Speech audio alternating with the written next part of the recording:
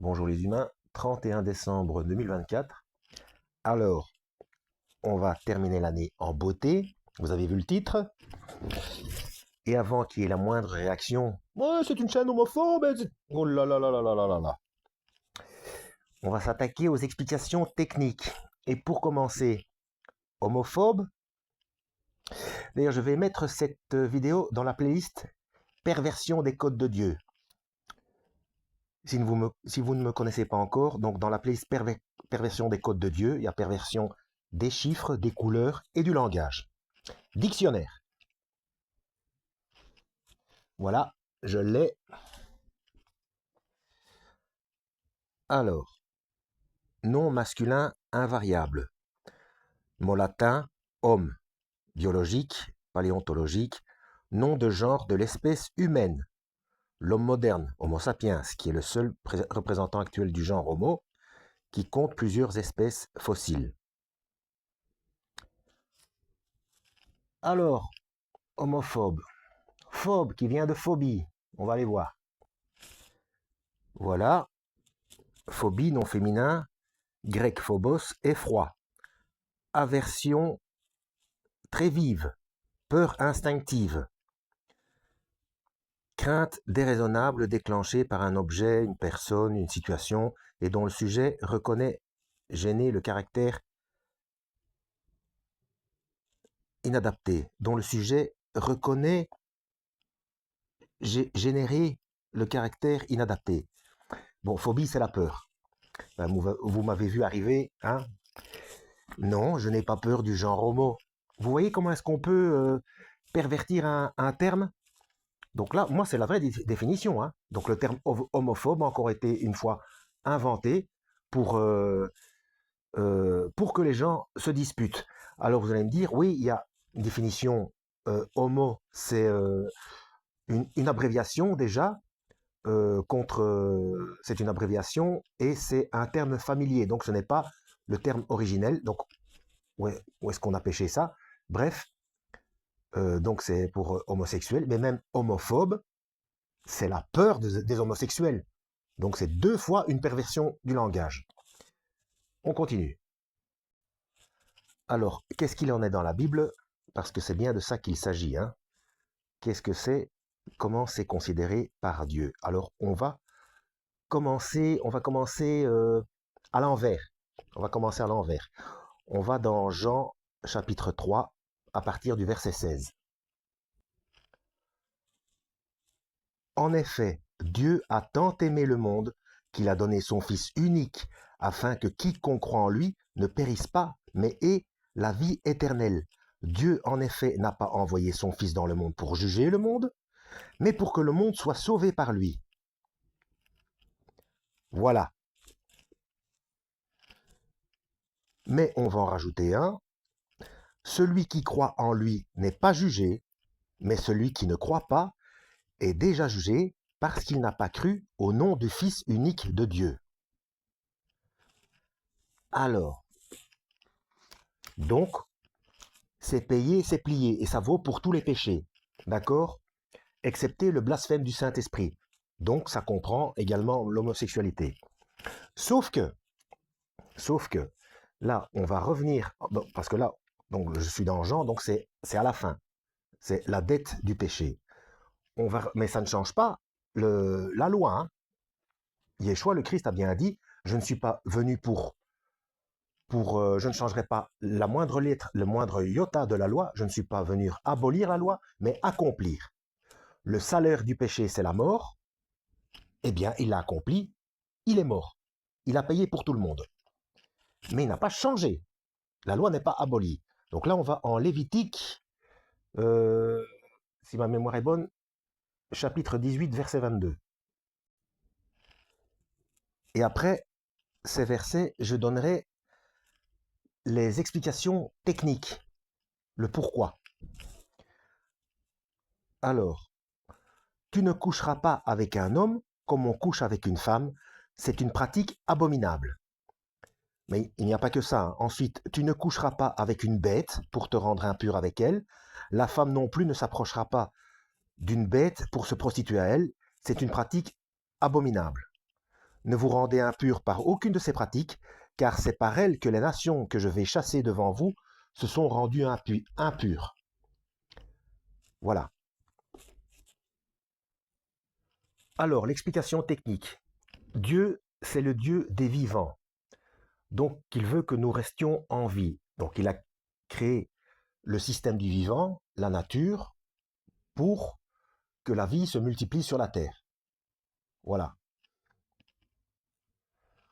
Donc, le terme contre nature, ce n'est pas quelque chose de péjoratif, comme ces temps-ci, en ces lieux-ci, veulent nous faire croire et nous inculquer. Contre nature, ce n'est pas insultant, c'est-à-dire c'est qu'il va contre la continuité du système du vivant. Donc, si on se retrouve sur une planète où, là, il va falloir tomber sur le bon moment, ou parce que si sur cette planète l'homosexualité devient la norme, eh bien l'espèce s'éteint. Donc c'est un système de mort, de la fin de la nature. Donc c'est contre la nature. Vous voyez, c'est au niveau technique de la chose. Et on en a fait quelque chose, on a fait de ce terme de contre nature quelque chose d'insultant, d'arriéré, etc. Mais non, ce qui est contre nature amène à la mort, tout simplement. À l'éradication de l'espèce. Donc que ce soit avec d'autres espèces ou avec le même sexe, quand cette espèce est sexuée. Voilà, c'est de la biologie de base hein, du système du vivant.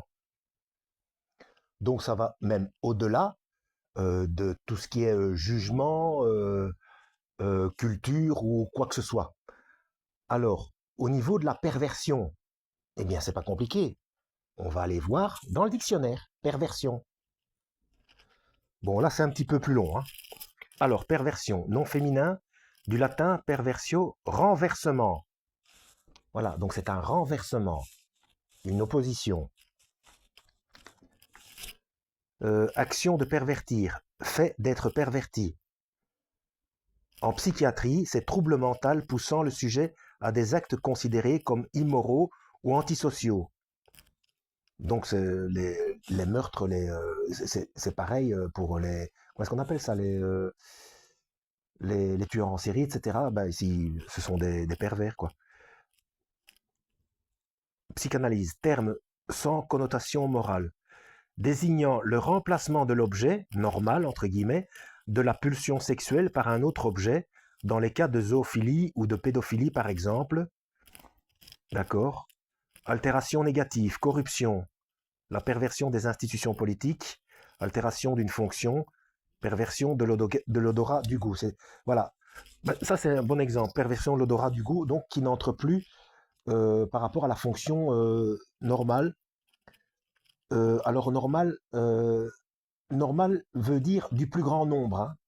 Donc ce n'est pas parce que quelque chose est normal que cette chose est bien. Vous allez dans des cultures, d'ailleurs j'en parlais aussi, dans des cultures où il est normal d'appliquer la peine de mort pour certaines choses, bah, ça c'est du plus grand nombre, mais c'est pas pour ça que c'est bien. Alors perversité, disposition active à faire le mal intentionnellement. Voilà, donc déjà il y a la nuance d'intention. Il y a beaucoup de choses. Hein. Alors, dans certaines religions, l'homosexualité est punie de mort. Dans la Bible, il est bien indiqué, tu ne tueras pas. Parce que j'ai déjà expliqué dans une vidéo précédente, même quand vous n'êtes pas d'accord avec quelque chose, si vous tuez la personne, vous lui volez du temps. Vous lui empêchez de revenir à la raison, de se repentir et de venir à Yeshua, à Christ. Donc, et ça c'est un très grand péché parce que on envoie la personne en volant du temps à quelqu'un, on risque d'envoyer cette personne en enfer. Et comme il est écrit, malheur à celui par qui le péché arrive. Alors oui, l'homosexualité est condamnable pour Dieu, et c'est pour ça qu'il a fait en sorte que la dette soit payée. Parce que que ce soit pour ça ou pour autre chose, nous méritons tous l'enfer. Tous. parce que tous sont pécheurs. C'est indiqué dans la Bible. Donc, c'est Pierre, c'est Céphas qui a dit, c'était par rapport à l'argent, si ma mémoire est bonne. Il a demandé au Christ, mais dans ce cas-là, qui peut être sauvé? Et le Christ a répondu, ben, personne. C'est impossible, impossible à l'humain d'être sauvé, mais à Dieu, tout est possible. Et c'est pour ça qu'il est venu mourir pour nous. Comme ça, on a une chance. Mais le truc, c'est qu'il faut être en guerre contre soi-même. Voilà. Et si on chute, encore malencontreusement, il y a ce que j'ai expliqué dans une autre vidéo, le lavage des pieds. On demande pardon et on, on se remet en guerre contre soi-même pour ne plus pécher. Voilà. Et ce que je voulais dire aussi, c'est que le cerveau humain est toujours en recherche de dopamine. Que ce soit pour n'importe quelle addiction, hein, le processus chimique est toujours le même. Que ce soit la nourriture, le sucre c'est la pire des drogues, c'est la drogue numéro 1 qui tue dans le monde. Mais vous avez les autres drogues et le plaisir sexuel avec de quelque manière que ce soit pour l'obtenir, c'est toujours une production, on recherche la production de dopamine. Vous voyez? Donc il faut traiter la chose de la même manière. Et j'ai fait une vidéo tuto, entre guillemets, concernant le péché. Hein. C'est toujours le même processus, c'est une question de sevrage. Donc, comme le cerveau a toujours besoin de dopamine et qu'on recherche, selon les individus, les producteurs de dopamine, eh bien, le fait de se battre contre les applications, ça fait l'effet inverse à un moment donné. À force de ne plus appliquer, le cerveau ne demande plus de dopamine. Et ça vient avec le temps. C'est à peu près le même processus, où là je crois que c'est plutôt... Est-ce que c'est l'ocytocine ou c'est une autre hormone? Je ne sais plus. Qui rentre dans la sensation dans l'émotion oh, comment est-ce qu'on appelle ça? Dans le sentiment amoureux. Quand il y a une séparation, vous voyez très bien qu'au bout d'un certain temps, au début on souffre beaucoup, mais au bout d'un certain temps, on ne souffre plus. Parce que le cerveau s'est déshabitué du fait d'avoir été suffisamment séparé longtemps. Il y a des personnes chez qui ça va très vite, d'autres où il faut plus de temps, environ 6 mois ou plus.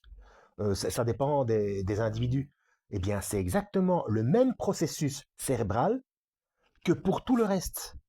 C'est une question de chimie, de chimie cérébrale. Et je rajouterai une dernière chose concernant ces fameuses addictions, et notamment au niveau sexuel. Qu'est-ce qui a fait que que ça se multiplie par rapport à avant? Parce qu'on dit qu'il oui, il y a toujours eu l'homosexualité, les perversions, etc. Oui, sauf que maintenant, ça augmente de manière crescendo. Alors pourquoi? Vous savez que depuis X temps, ça a commencé dans les années 60, 70, 70, vous savez, avec tout ce qui est plastique, etc., on le sait qu'il y a des perturbateurs endocriniens. Mais il n'y a pas eu de volonté politique pour les enlever de tous nos produits. Tous les plastiques qu'il y a autour de nous, les contenants, quand on achète des produits dans les magasins, etc., ce plastique est partout. Alors, on aura beau dire, oui, mais il n'y a plus de plastique, de perturbateurs endocriniens, etc. Vous avez vous-même un laboratoire et le matériel nécessaire pour aller vérifier. On nous a menti sur tellement de choses. Écoutez, il faut... donc, il y a ça, il y a les métaux, enfin, vous voyez où je veux en venir? Bref, donc, de ce fait, même dès l'enfance, même in utero, il y a déjà ces perturbateurs qui entrent en ligne de compte. Donc, de ce fait, pour obéir à Dieu, que ce soit pour l'homosexualité ou d'autres choses, enfin, le simple fait de la recherche de dopamine, parce que nous sommes fabriqués comme ça, hein, à cette soif inconsidérée de dopamine, hein, par la nourriture et enfin, toutes les addictions que vous voulez, hein, on, le processus comment dire, enfin déjà in utero, on est fabriqué comme ça pour qu'on ait cette recherche de dopamine en permanence. Et ça va après avec les publicités, les, enfin, tout le fonctionnement de la société en général. C'est un nouveau paradigme qui est mis en marche. J'en veux pour preuve. Vous regardez comment, la cérémonie des Jeux Olympiques de Londres, vous verrez le spectacle et ce qui s'est passé en 2019, eh bien, et vous regardez la cérémonie des Jeux Olympiques de 2024. Donc, c'est c'est au niveau mondial et ça préfigure le nouveau paradigme, etc. Parce que si c'est vraiment que pour les Jeux Olympiques, dans ces spectacles de cérémonie d'ouverture des Jeux Olympiques, où se trouve le sport, bon sang? Non, c'est pour mettre des signes avant-coureurs de ce qui se passera dans la société mondiale par la suite. Voilà, pour comprendre ce qu'il se passe, il faut suivre les événements, faire les corrélations avec la Bible et le mode d'emploi, les mises en garde et les instructions, c'est tout ce que Yeshua, tout ce que le Christ explique. Alors oui, comme tout péché, la dette est payée, mais oui, ça reste condamnable si on si on n'entre pas en guerre contre soi-même, donc si on ne suit pas les instructions du Christ, et notamment dans Matthieu 5, et celui qui ne pardonne pas à autrui, mon Père ne lui pardonnera pas non plus, a dit le Christ. Donc, toutes ces religions ou tous ces courants religieux qui ne font que condamner, bah, ils n'obéissent pas non plus. Vous voyez, enfin, c'est un tout, hein. Tout ça, c'est en même temps. Il n'y a qu'en lisant régulièrement que vous comprendrez ce qu'il en est. Voilà, en espérant avoir été utile et que Dieu vous guide.